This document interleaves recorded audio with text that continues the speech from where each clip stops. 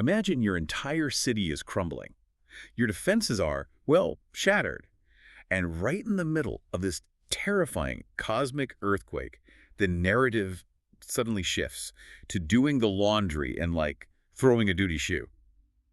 Welcome to the day's deep dive, where we're unpacking the rich, ancient poetry of Psalm 60 from the English Standard Version Bible, titled, "He Will Tread Down Our Foes." Right, and just a quick note for you listening, whether you approach this as, sacred scripture, historical record, or just ancient literature, we are impartially reporting on the literary and thematic elements here. We're not endorsing any theological viewpoints, just looking at the raw mechanics. Exactly. Okay, let's unpack this. We should probably jump right into the deep end, because the opening of this text feels incredibly heavy. It talks about God breaking defenses, making the land quake, and giving the people wine that makes them stagger. Yeah, it really feels like a total loss of gravity. It really does. I kind of thought of it like a cosmic earthquake, Yeah. where the ground just falls out from under you. So what does this all mean? What is actually happening here historically to prompt this? Well, to understand that, you have to look at the superscript at the very top. It sets the scene during a period of massive, intense warfare.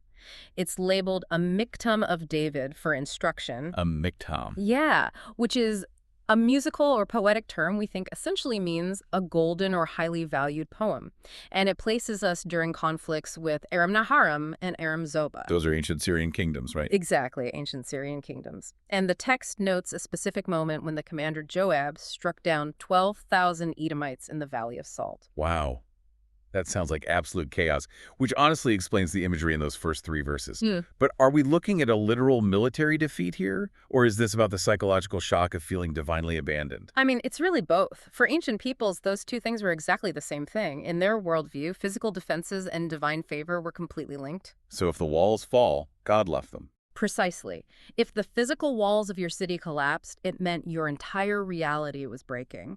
The psychological devastation was absolute, and the text captures that profound vulnerability perfectly. Wait, hold on, though, because this is where I got genuinely confused reading through this. Right after that staggering despair, the text takes a massive tonal whiplash. It really does pivot violently. Yeah. In verses 6 through 8, God speaks in his holiness, or his sanctuary, as a footnote points out. God claims the territory of Ephraim as a helmet and Judah as a scepter. Which are very grand royal military symbols. Right. But then, here's where it gets really interesting.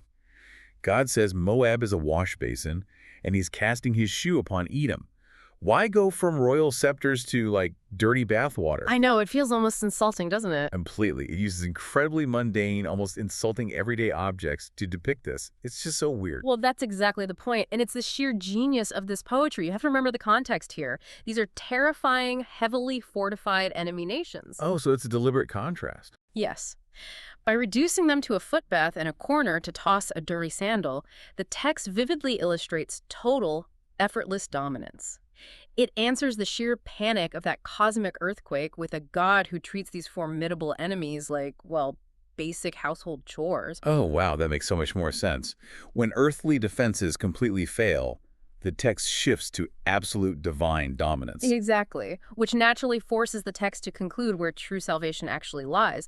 But what's fascinating here is a really wild textual variation that completely flips the script. Wait, really? A translation flip? Yeah, look at the footnote for verse 8. The ESV reads, "Over Philistia I shout in triumph." But the traditional Hebrew text of the Jewish Bible, the Masoretic text, actually reads, "Over me, O Philistia, shout in triumph." What? How does a translation difference completely reverse who is doing the shouting? It basically comes down to how ancient scribes and modern translators interpret the tone of the Hebrew. The Masoretic reading is almost certainly deep sarcasm, like, "Go ahead, Philistia, try to shout in triumph over me and see what happens." Ah, okay. And the ESV translators just opted to capture the ultimate meaning instead of the sarcastic tone. Right, they translated it directly as a straightforward victory shout. But despite that nuance, the ending is super clear. By verse 9, the people desperately ask who will lead them to the fortified city of Edom, concluding in verse 11 that vain is the salvation of man. Right, saying that human futility is real, and only with God will they do valiantly. Whether you view this as poetry, history, or scripture, it really is a masterclass in processing crisis. It really maps that journey, moving from feeling the ground shake to finding an unshakable anchor. Absolutely. And that brings us to one final thought for you to consider today. Back in verse 4, the text mentions setting up a banner for those who fear you, that they may flee to it from the bow. Which in ancient warfare wasn't just a flag flapping in the wind, it was a desperate rallying point in the absolute chaos of battle. Exactly. So we leave you with this to mull over on your own.